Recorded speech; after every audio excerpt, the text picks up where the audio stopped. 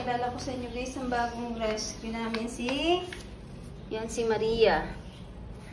Ang plano sana nito, ano lang, ipakapong ko lang sana. Ito sa gito, ipagala-gala. Tapos sabi ko after 2 weeks na lang kasi parang mukhang malaki naman yung tiyan. Kasi baka buntis. Yun na nga. Buntis nga. Malaki ang tiyan, no?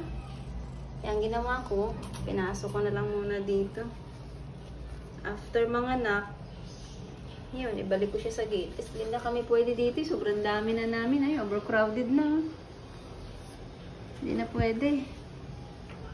Maglipat pa naman na kasi kami. Ililipat namin to ng bahay. Ay, naku. Diba, Maria? Nakausap ko nga to si Maria. Dapat isa lang yung anak niya. Kasi kung 6, naku, ang 3 or 4, ang dami. Maria ha, isa lang yung anak mo, Maria ha. Maring. Kasi pagkatapos yung mga anak, papakapong ko to, babalik ko siya sa gate. Sa labas. Sana, anak mo, 2 lang or 1. Kasi ang dami na natin dito, di na po pwede. Maria. Marie.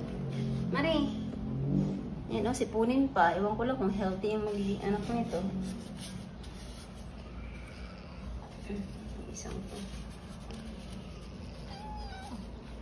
Ano ba yung puwit mo, Ice? Yan o. Dalhin ka mamaya sa ano kasi bulating ka eh. Mga bulatingin, dadalhin sa bed.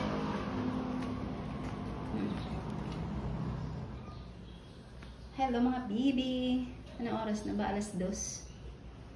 2:00 na ng hapon. Ay. Sarap ng tulog ah. Mamayang gabi. Ano na naman kayo? Active. Ay, anong tawag nun, Maria? Nasaan ang bibi ni mo, Maria? Maria, bibi. Silipin natin ang bibi ng aming Maria. Silipin. Hinanap ko ang aming baby, Maria. Okay. Silipin natin yung baby niya dito. Tinago na dito eh. Bibi, kumusta kayo dyan? 4 yan. Tingnan nyo. Yan. Di ko alam kung ilan ang babae dito at lalaki. Yan. Naku, yung kumot niyo. Lalabahan pa natin. Ang dumi na.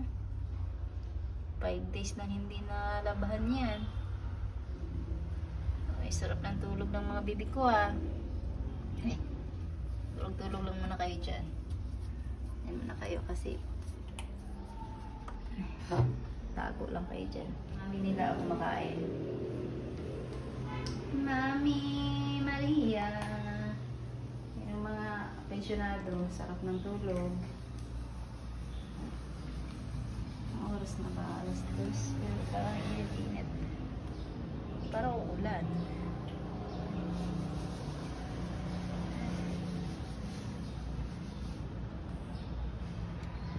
Pahinga muna tayo. Napagod ako. Kakamap ng sahig.